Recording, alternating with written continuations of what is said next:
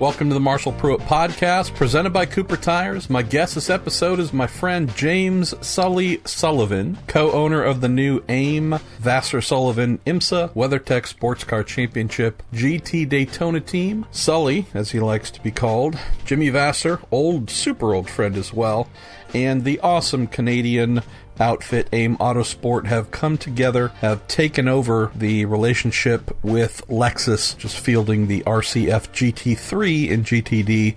They are coming in and taking over and hoping to do big things as this program moves on to its second service provider. This is a Pro-Am team, no longer the full factory effort that it was when it first came into IMSA.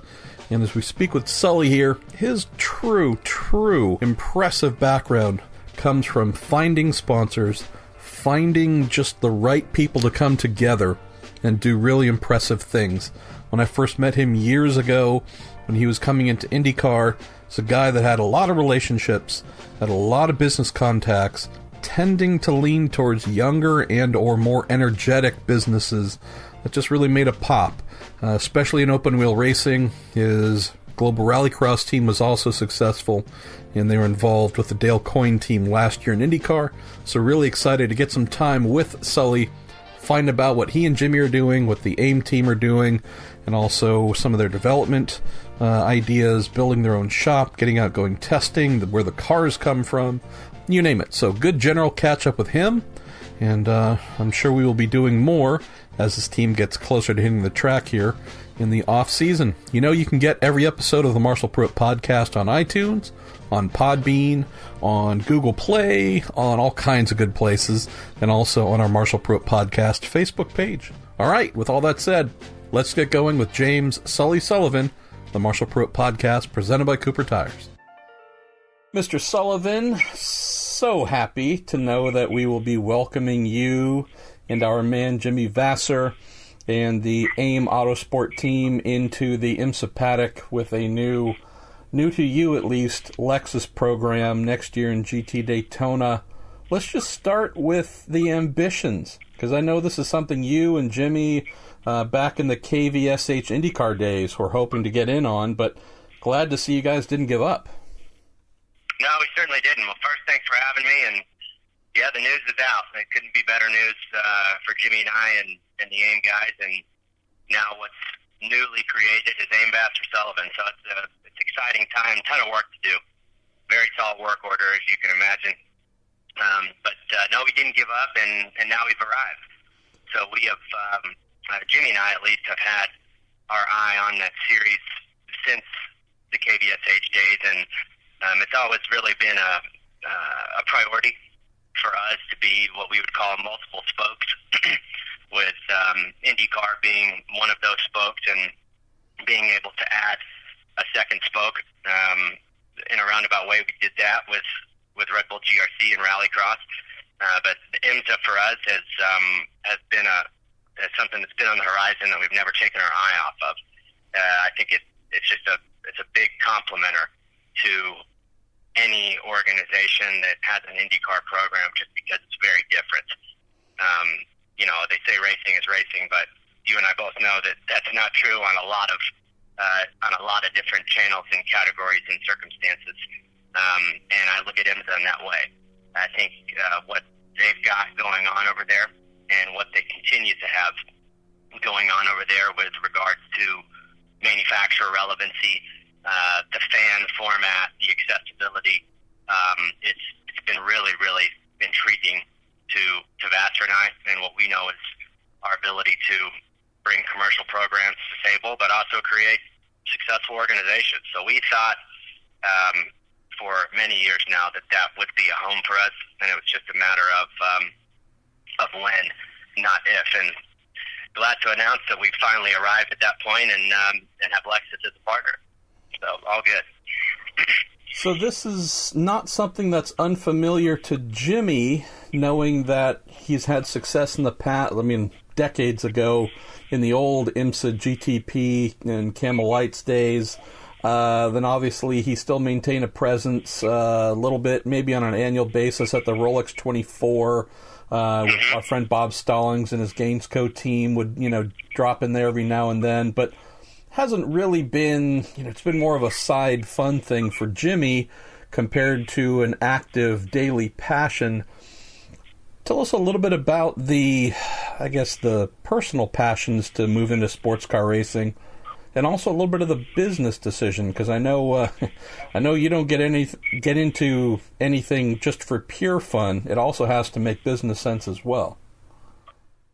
Yeah, it does, and make no bones about it. I mean, this is still a customer program, with Lexus. Lexus is very much a partner, as is TRD in the program, but the onus is on us to one, organize this properly, and then two, go and compete, not to participate. And obviously, to do those things, it takes cubic dollars. So, to answer your previous question, with Jimmy, I think the greater passion is there to go and do this, but it's in a situation where we feel as though we can go and we can win, and that we've got the people and the resources now lined up to go and do that. And that didn't happen overnight. That was something that was slowly and methodically assembled, but with the absence of, let's call it a manufacturer partner. And when the Lexus option made itself available, it was quite obvious to us the best way to move forward would be now, and to do it now. But I'll tell you that from a series perspective, what has tugged at me and Jimmy's a car dealer. Specifically, he's a Toyota dealer. So we're very much in tune with, let's call it, the auto enthusiast. Not necessarily the race enthusiast, but the auto enthusiast. And you read these articles and you hear people talk about, our people's love for cars, is it dwindling? Or is it gone? Or is that area, is it come and gone and it's no more? And the first thing, Marshall, that grabbed me in attending an IMSA event years back was that this really is a place where auto enthusiasts can go and be fans of cars. Yeah. Specifically in the championship that we're running, the GTD championship, and it's obviously very easy to tie the relevancy of the series back to Lexus and why is it that they participate. But when you look at it from a fan perspective, many, and I'm one of them, auto enthusiasts, they fall in love with cars before they ever even drive them. Or sometimes they never even drive them, but they're still in love with this car for whatever reason. So there's so much more to this than what happens on the track. And that's what dawned on me when I attended IMSA for the first time, specifically Sebring. And when you see off the track the amount of people that are gathering around these vehicles and admiring them, and some of them own Lexus, some of them might now buy a Lexus because they're walking away, feeling emotional about what they saw. And in the other forms of racing that we do and that we have done, that's the one thing that I think is different. And that's ultimately, I think, what kept Jimmy and I charged up about this, that we're all kind of headed into a who knows what the future of motorsports is going to look like with regards to drivetrains and powertrains and what have you. But to me, one thing's got to hold true, and that's that the auto enthusiasts have to remain. If the people aren't passionate to some level about cars, then the sport as a whole will dwindle. And when I see IMSA GTD, I feel like it's in that spot. It's the best thing I think they got going for them, if that makes sense. And that's why we're in it and want to pursue it. That I think it's got a really long, healthy life ahead of it. So this might sound like a softball. It generally isn't meant to be one. Looking at some of the names, let me rephrase when I say looking at. Knowing some of the names that were asked to submit proposals to continue and to take part in this program with Lexus. And again, as a customer team, this is not a fully subsidized factory team, but to be a partner, had heard you guys were definitely in the mix all along, just like you were a couple years ago when this originally came to happen. Also knew of some much, much bigger and fully established teams that were asked to participate. Were you surprised at all that a team that did not have its own shop, didn't have its own name over the door yet, was selected? And B, how much a part do you think of that decision was made by having our good friends at AIM Autosport associated with this program? No, I wasn't. If I'm being candidly honest, I wasn't surprised. When you step back and we looked at what we had created, let's call it on paper, it really was such a strong case to go and to have success. And from just Jimmy and I's perspective, which are the conversations with Lexus and TRD and what have you, started independently with Jimmy and I. We had our own discussions with them prior to forming what is now AIM Vasser Sullivan. Many discussions, in fact.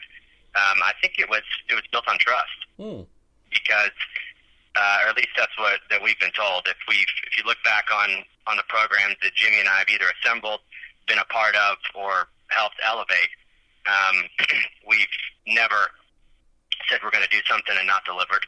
I don't feel like that we've ever been in a position where we've overpromised.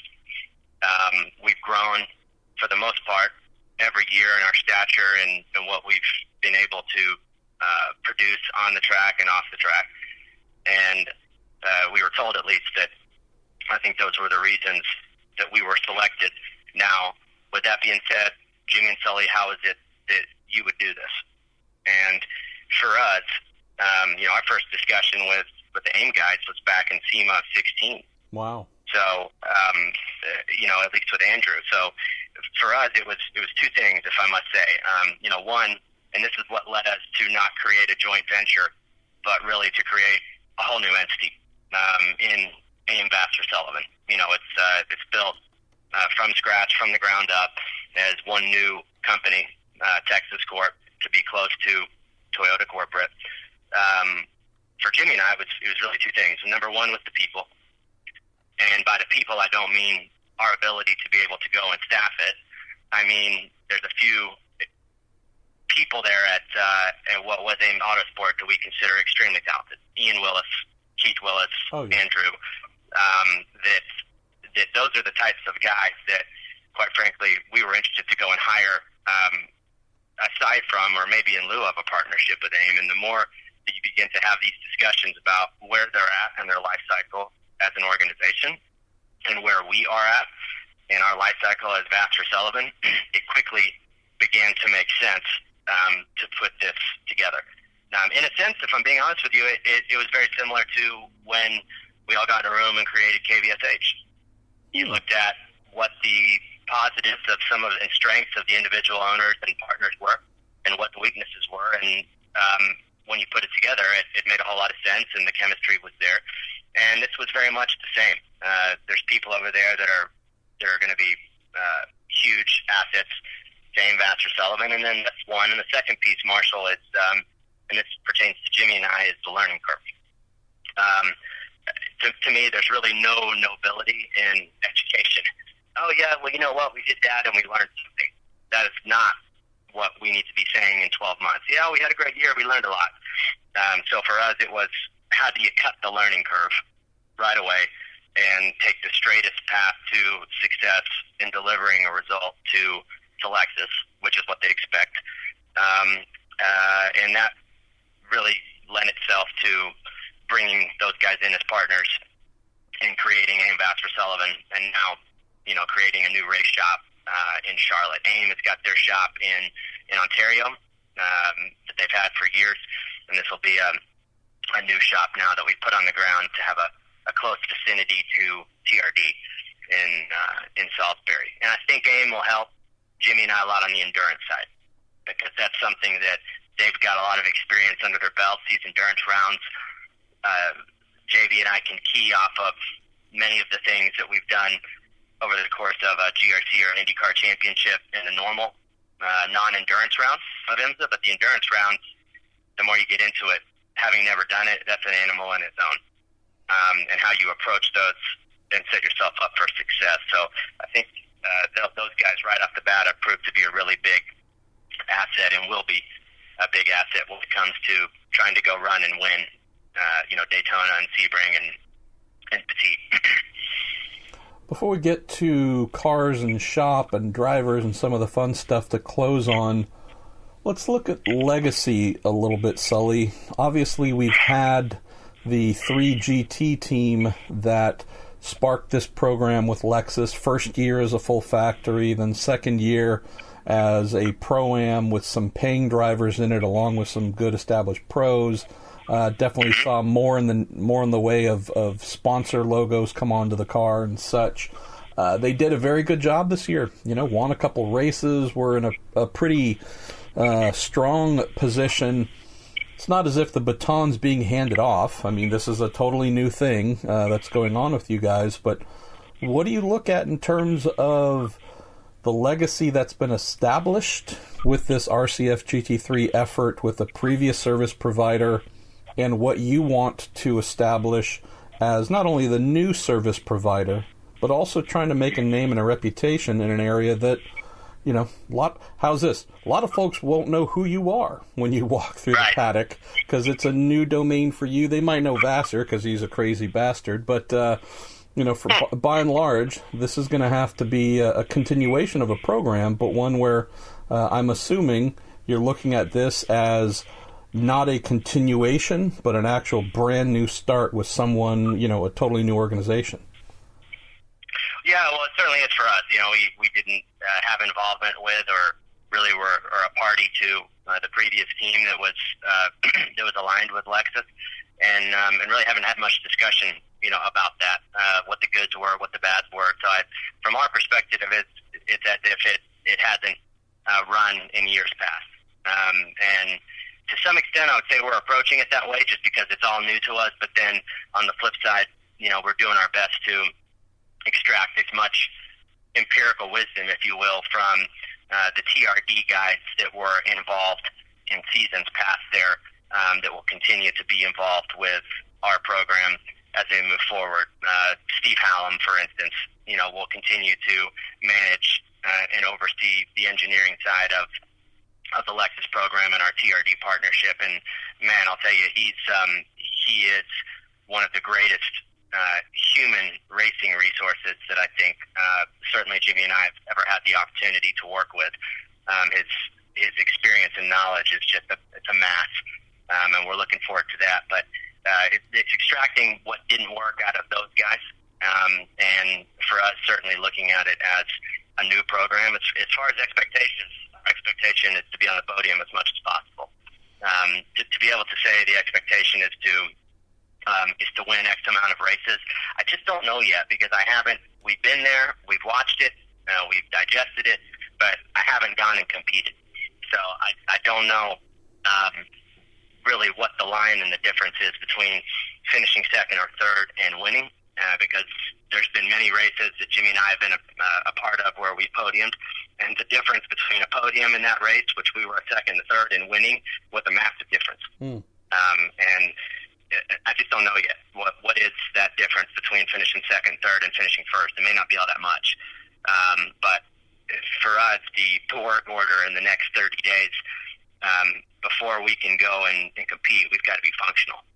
So the next 30 days for us is 100% about maintaining functionality of the new organization, staffing the new organization, not even drivers aside, finishing the purchasing of all the equipment. So it's starting from stage one with us in our relationship with Lexus and TRD. But I must say that we've known these TRD guys a long time. We've got personal relationships and we've got professional relationships with them. And I think that's where the trust comes from. So that helps in a situation like this. So I don't want to pin you to any hard dates or anything like that, knowing that this is, again, a team, at least on the Vasser Sullivan side, that's being built up into a new shop to go with the existing package that AIM has in Canada. But what are you looking at in terms of goals for getting out testing, knowing that in theory you're a little over 2 months away from your first big lights, camera action at the Roar Before the 24 test? And what are you doing for cars and such? Is that something where you are getting new cars, or some of the previous cars are headed your way? Yeah, we've just taken delivery of the 2 previous cars. So there's not going to be any major updates that come to the cars for the 2019 season as far as Evos or anything like that. But for us, it's getting those cars in the shop, which now we have as of last week, getting the people in the shop, getting the things stripped down, beginning to take inventory, parts inventory, etc. All of that's going on as we speak, which will give us the ability in short order to answer your next question, which is when can we go and test? And we're hoping to be able to have to be able to hone in a little bit more on a specific time or period that we can go and do that that's viable once we get a handle on how quick can we get these cars, in a fashion and testing form. So yeah, cars are in the shop, and they look good. They look good in bare carbon. Sexy beasts. Well, I was going to throw that in as a quick sidebar. Knowing some of the liveries we have seen on the IndyCars that have borne sponsors you have found either at KVSH or this past season with Sebastian Bourdais at the Dale Coyne entry, from Gorillas on the car to Dayglow to you name it. You've never been a part of a boring livery. Any expectations or foreshadowing if that trend might continue? Or is this Mr. Button Up to the top collar, hey, we're affiliated with a manufacturer now type stuff? Well, it's going to be a little more buttoned up.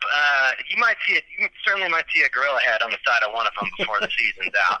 That's not impossible, maybe even probable. But you see it a little more buttoned up, but we're not going to lose who we are. That isn't something that we just did because we liked it. We did it because that's who we are, and we like to race that way. So I think you'll see the look and feel to some extent like that on some of these cars, but at the same time, we're also racing in partnership with Lexus. So luckily those guys are down the road from my home base, in Dallas, and I'll be heading there this week to go visit with some of the Toyota execs, and I'm sure the more that we spend time with each other, the more that relationship will evolve, and therefore will the livery trust, because I'm sure the first couple that we send over, I'm not sure how they're going to take it, Marshall, to be honest with you. It will certainly be a lot different than what they've seen in years past, and I can't even promise you that they'll be accepted. They may say, you guys got to be out of your damn minds with this, or they may say, I love it. So to answer your question, I don't know, but we're going to try. I love it. That's for sure.